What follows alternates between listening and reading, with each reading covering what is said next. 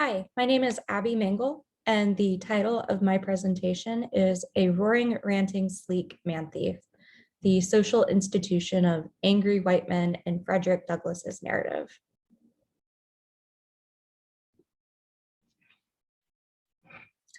A domestic terrorist named Dylan Roof murdered 9 African-American churchgoers in Charleston, South Carolina in 2015. At one point during this massacre, a man attending Bible study implored Roof to cease gunfire. According to the surviving cousin of a slain pastor, Roof answered, "No, you've raped our women and you are taking control over the country. I have to do what I have to do."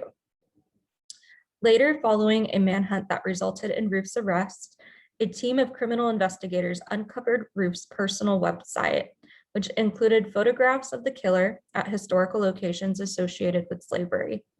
The website also contained Roof's white supremacist manifesto, revealing his intention to spark a race war and return the United States to a period of racial segregation.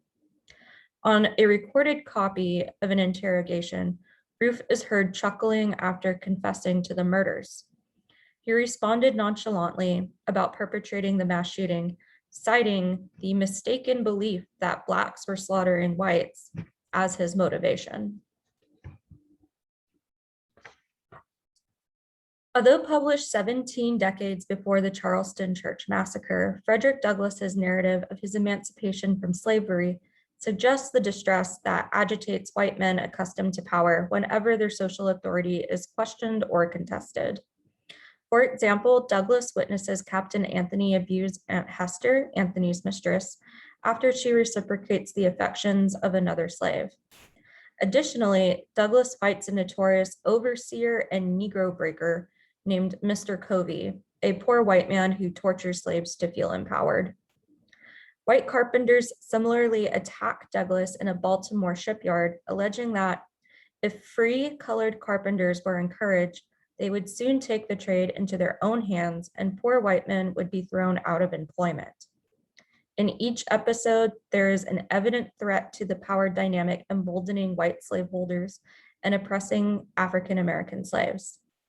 These threats, as a consequence, compel the slaveholders to suppress the slaves through violent and dehumanizing means, thus protecting the historical dominance of white men in society. Antagonistic characters like Captain Anthony and Mr. Covey represent the extreme hatred of a cultural institution known as angry white men, a group that sociologist Michael Kimmel describes by referring to the theory of relative deprivation. In Angry White Men, American Masculinity at the End of an Era, Kimmel defines relative deprivation as a phenomenon affecting groups that desire upward mobility but cannot progress as a result of permanent social barriers, often resulting in cultural upheaval and revolution. Kimmel, however, importantly qualifies the white male experience of relative deprivation. He explains, instead of looking upward at the rungs they are yet to climb, they look downward at those below them, the people who these white men have always felt superior. Their revolution is therefore nostalgic, pessimistic, reactionary. Hence, the resentment fueling the actions of these men is rooted in their perception of themselves as the true victims of relative deprivation. As Kimmel elaborates, white men's anger comes from the potent fusion of two sentiments, entitlement and a sense of victimization.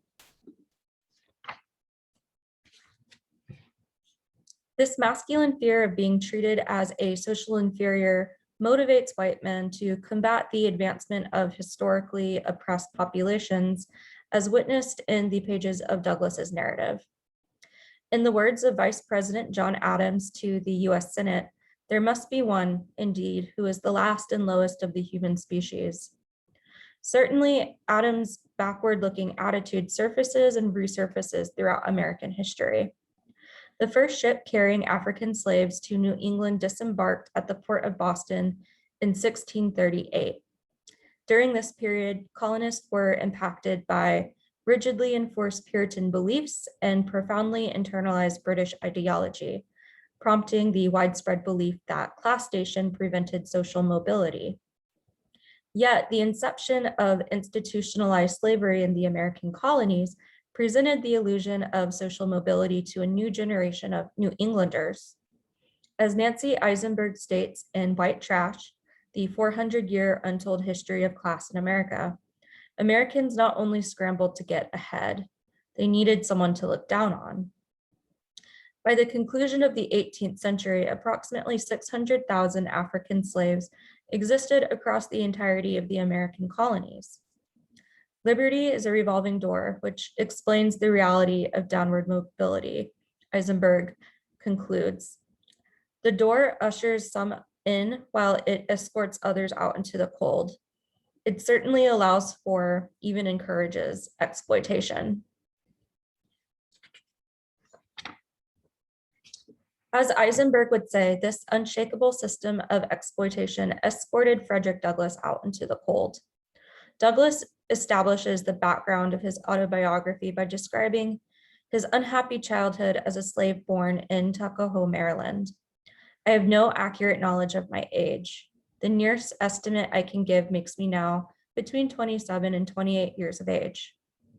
Douglass recalls hearing a former master disclose his age as about 17 in 1835, making 1818 the presumable year of Douglass's birth, which is approximately 2 centuries after the arrival of human chattel from Northwest Africa to the mainland colonies, but only around 4 decades before the Emancipation Proclamation in 1863.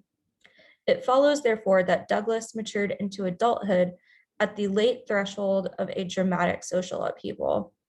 During this time, wealthy slaveholders would have been acutely aware of the changing tides. As Eisenberg writes, the Confederacy was afraid that poor whites would be drawn in by the Union appeals and would vote to end slavery, because slavery was principally a reflection of the wealthy planters' self-interest. Hence, the security of the Southern aristocracy hinged upon a racial caste system that privileged the white lower class above a recognizable subordinate. In this way, the stress of economic disenfranchisement empathically motivated wealthy slaveholders to reinforce existing power dynamics throughout both literal and figurative violence. Throughout his writing, Douglass addresses these different forms of violence, employing vivid language that illustrates the slaveholders' inhumane cruelty. For instance, when Douglass provides the reason for his unknown age, he reveals a purposeful attempt to erase his fundamental humanity. I was not allowed to make any inquiries of my master concerning my age. He deemed all such inquiries on the part of the slave improper and impertinent, and evidence of a restless spirit, a rhetorical act of violence inflicted upon Douglass at the hands of his childhood master. As Lisa Young Lee explains, the young Douglass is in effect a decentered subject, as he is dehumanized and prevented from establishing a self. Similarly, Douglass describes being separated from his mother Harriet as an infant, which he interprets as a method to hinder the development of a child's affection towards its mother, and to blunt and destroy the natural effect of the mother for the child. In this reflection, Douglass clarifies that slaveholders intentionally alienate workers born into slavery by scattering family units. Perhaps not coincidentally, slave children were actually listed in the wills of planters as breedlings, as a slave woman's potential to breed was denoted as future increase, a term that applied to livestock as well. Through such abstract methods, slaveholders systematically destroyed the personhood of human chattel, categorically transforming them into undisputed property. Indeed, as Douglass explains, a slave knows as little about himself as horses know. This type of erasure is certainly a rhetorical act of violence, whose expressions have lingered in American history. There is a common practice of excluding the descendants of African slaves from the category American. This practice of omitting African American agency from American history reinforces the insidious attitude that Black people don't matter. As explored more deeply in Ralph Ellison's Invisible Man, invisibility is not a trope for non-existence, non-functionality, or even meaninglessness. It is a metaphor that figures a state of being that comes into existence when others refuse to see us, to acknowledge our existence, to accept our presence.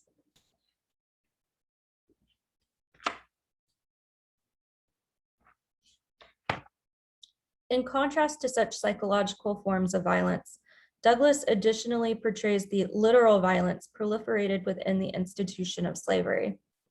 Shortly after explicating what little he knows of his personal history, Douglas shares a story of the horrific violence that Captain Anthony inflicts on Aunt Hester, which he views as the blood-stained gate, the entrance to the hell of slavery.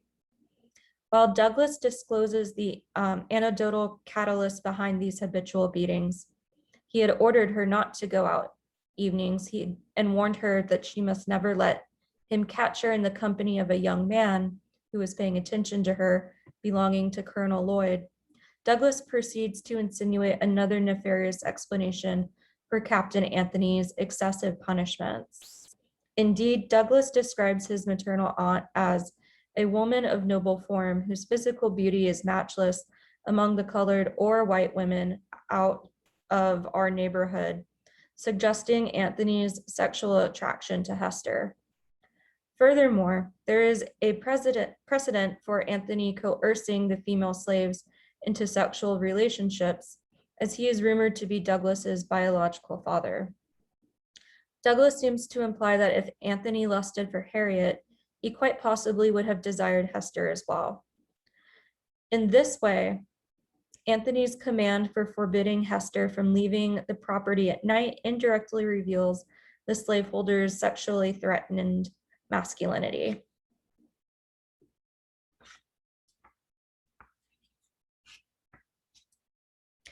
As a narrator, Douglas seems alert to the latent feelings that motivate Anthony's brutality towards Hester. He instantly realizes that Anthony's powerful wrath and indignation originates from a place of selfishness rather than righteousness.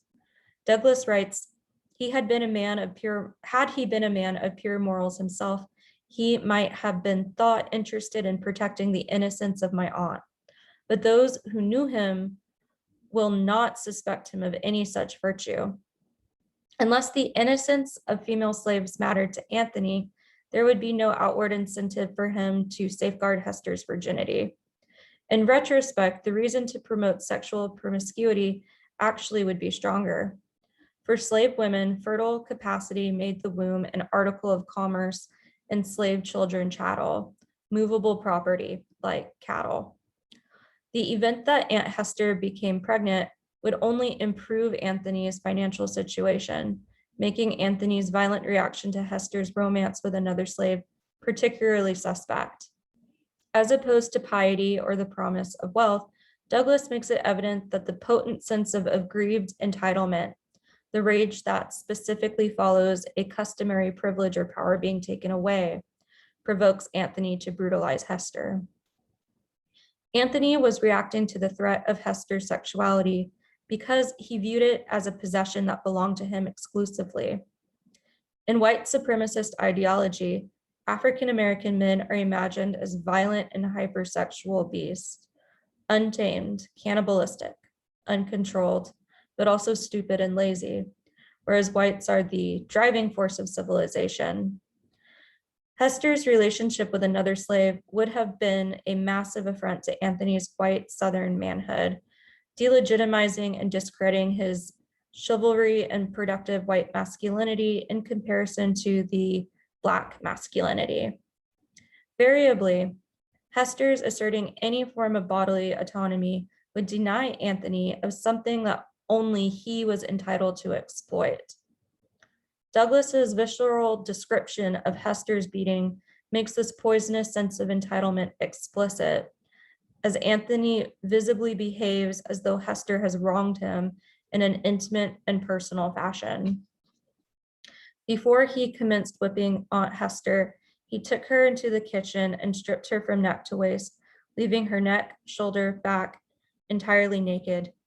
He then told her to cross her hands, calling her at the same time a DB. After crossing her hands, he tied them with a strong rope and led her to a stool under a large hook in the joist put in for the purpose. He made her get upon the stool and tied her hands to the hook. She now stood fair for his infernal purpose. Her arms were stretched up at their full length so that she stood upon the ends of her toes. He said to her, "Now you DB, I'll learn you how to disobey my orders."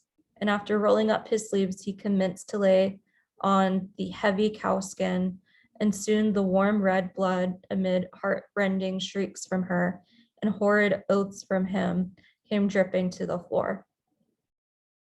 Douglas's description of Anthony stripping Aunt Hester naked is loaded with unnerving connotations of sexual violence.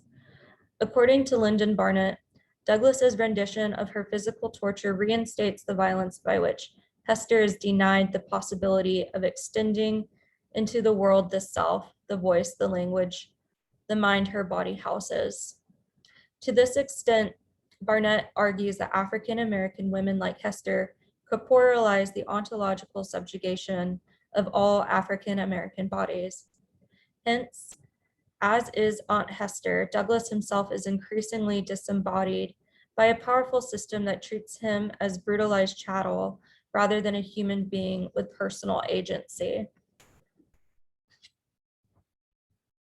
Perhaps in a subversive way, this fundamental realization represents the entrance to the hell of slavery that Douglas articulates in Chapter 1. Reflecting upon the childhood trauma of witnessing this act of sadism, I wish I could commit to paper the feelings which I beheld it. He seems to understand that what the reader imagines and feels when reading the scene doesn't come close to what Douglas himself felt while watching the scene as a young boy. In this circumstance, Douglas, the writer, feels powerless to the effect that words cannot adequately capture or compel an emotional response to such violence. Indeed, such expressive silences within Douglas's narrative serve to magnify the systematic silencing of African American pain and suffering throughout the text. Douglas's position as a powerless narrator in this single episode seems even more apt given the historical laws which forced slaves to witness daily crimes against themselves and others, yet prevented slaves from filing a suit or testifying in court.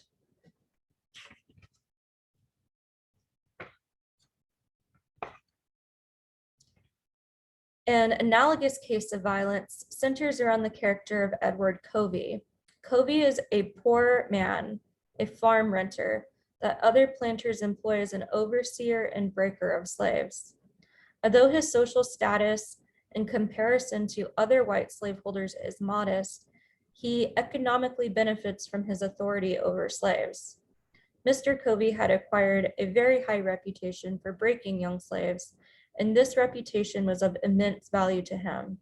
It enabled him to get his farm tilled with much less expense to himself than he could have done it without such a reputation. Covey even maximizes his finances by forcing an enslaved woman that he purchased for a breeder copulate with a married man, eventually producing twins that Covey regarded as being quite an addition to his wealth. Like many other white men belonging to the lower class, the institution of slavery proved an instant bump on the social ladder to Covey, allowing the social transfer of wealth and status from the upper to lower class through the violent exploitation of Black bodies.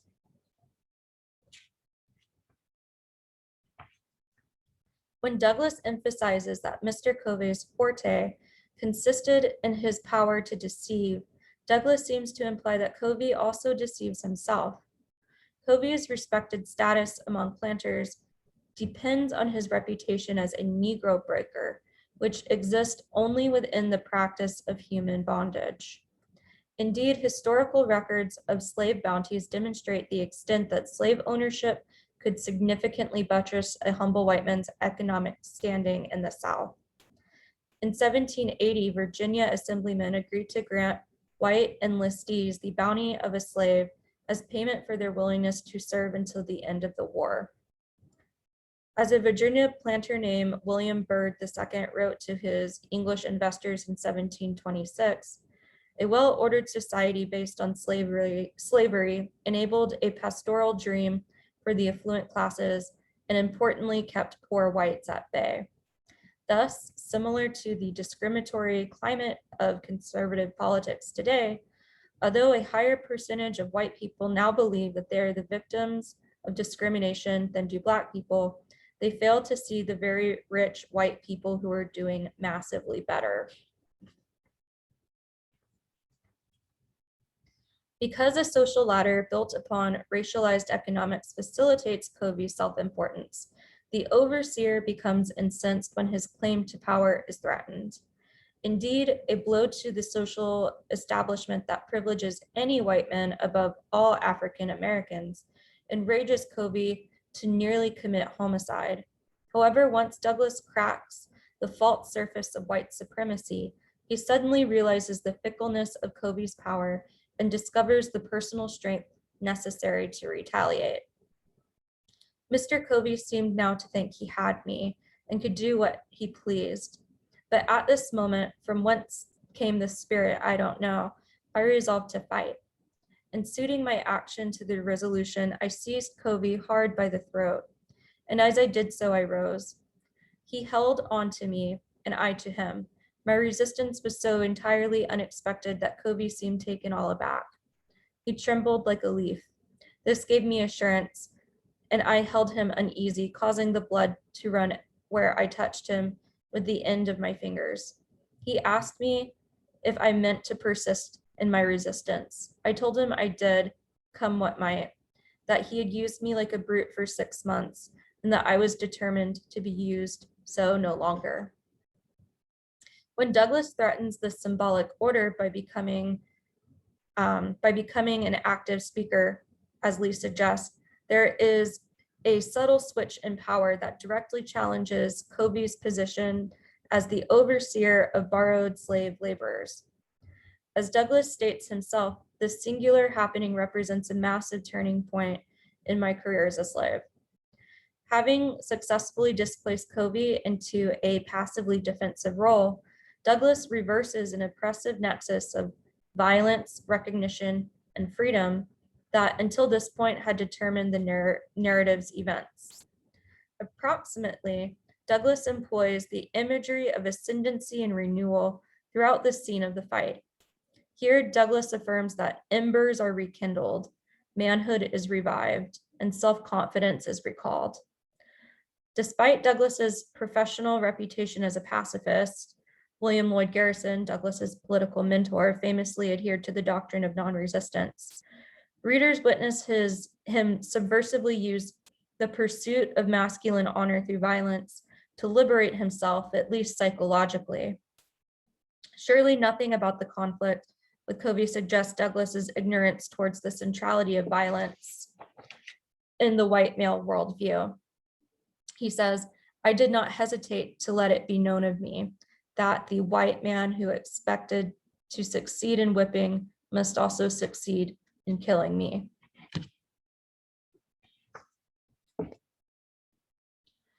Douglas encounters this form of violence again while working as a caulker in a Baltimore shipyard.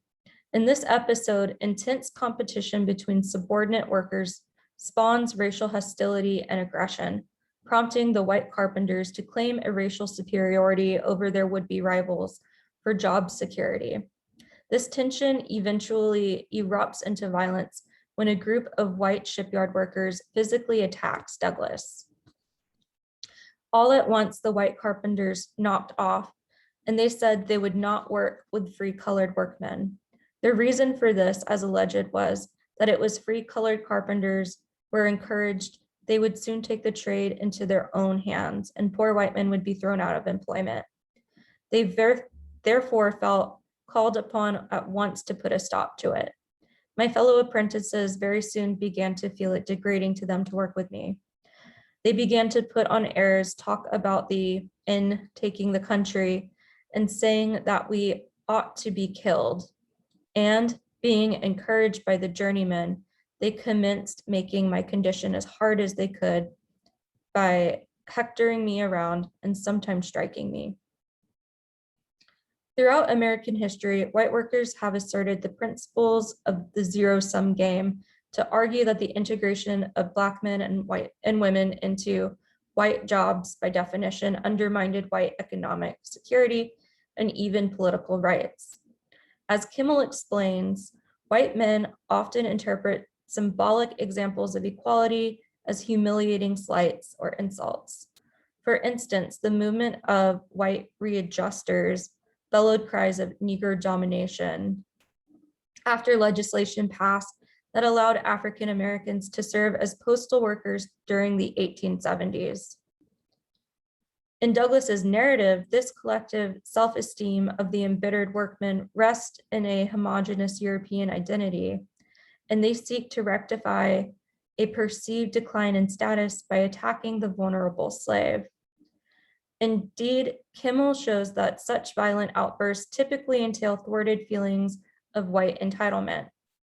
If violence is purposeful, intentional, deliberate, and rational, it is also expressive of a feeling that the power and control that you assume, to which you feel entitled, have been eroded or compromised.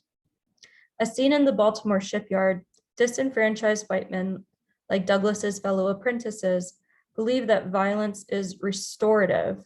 Because the white men understand equality as a painful infringement upon preordained privilege, they view themselves as victims righteously protesting an unfair system.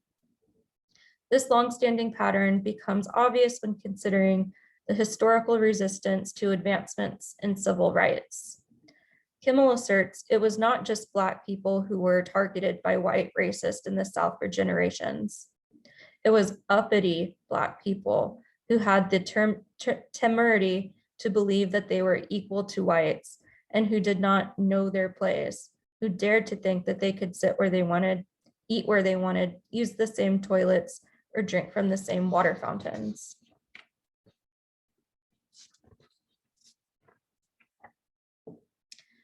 As the writer of the most influential slave narrative produced in America, Frederick Douglass and his literary creation occupied the forefront of the anti-slavery movement. In assuming the narrative identity of the enslaved African Americans in the United States, Douglass evoked the nation's democratic ideals in a radical new way, culminating in the passing of the 13th Amendment outlawing slavery and 14th Amendment granting African American men the right to vote during his lifetime. But beyond Douglas's ability to render compassion through his firsthand experiences of slavery, he manages to capture the nuances of the hatred plaguing American society. Although steeped in a specific historical context, Douglas's portrayal of racism remains uncomfortably pertinent to contemporary life. As Kimmel puts it, the racist right has been along as long as there has been in America. Indeed, Douglass dared to acknowledge the ideology of whiteness and its inherent ties to oppressive structures, all of which continue to influence the present state of racial politics in America. Race may be a social construction, but it is palatable enough to change the fundamental shape of life, and part of white privilege has been precisely a white person's ability to ignore the ways that white racial identity has benefited him or her. Indeed, as white supremacists assemble around Confederate monuments and picket college campuses with kerosene torches in hand, the United States grows increasingly polarized, demanding regular citizens to ask difficult questions about the carnages of the past. For this reason, the inhuman cruelty of white slaveholders in Douglas's narrative exposes the traumatic foundation of a social malady that continues to plague Americans today, a fact that seriously warrants attention.